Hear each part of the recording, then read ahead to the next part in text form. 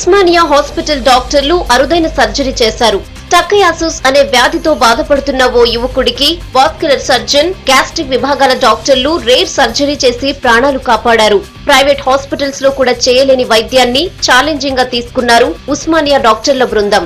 First time ఇలా operation successful గా నిర్వహించడంతో డాక్టర్లు సంతోషంగా ఉన్నారు.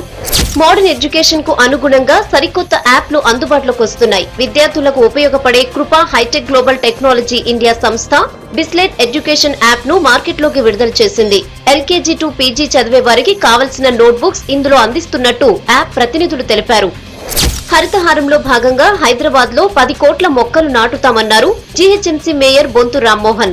జూలై 11న ఒకే రోజు గ్రేటర్ లో 25 లక్షల మొక్కలు నాటనున్నట్లు తెలిపారు. కాచిగూడలో ఓ కార్యక్రమంలో పాల్గొన్నారు మేయర్. తర్వాత నారాయణగూడ సర్కిల్ దగ్గర ఉన్న కూరగాయల మార్కెట్ ను పరిశీలించారు. ఖైరతాబాద్ ఆర్టీఏ ఆఫీస్ లో నిర్వహించిన ఇఫ్తార్ విందులో మంత్రి మహేందర్ రెడ్డి పాల్గొన్నారు. దేశ లౌకిక తత్వాన్ని పెంపొందించేందుకు అన్ని మతాల వేడుకలు జరుపుకుని తెలంగాణ రాష్ట్రం గర్వంగా నిలవాలన్నారు. సీఎం కేసీఆర్ సంక్షేమ పథకాల ఫలాలు అందరికీ అందేలా చూడాల్సిన బాధ్యత అందరిపై ఉందన్నారు మంత్రి మహేందర్ రెడ్డి.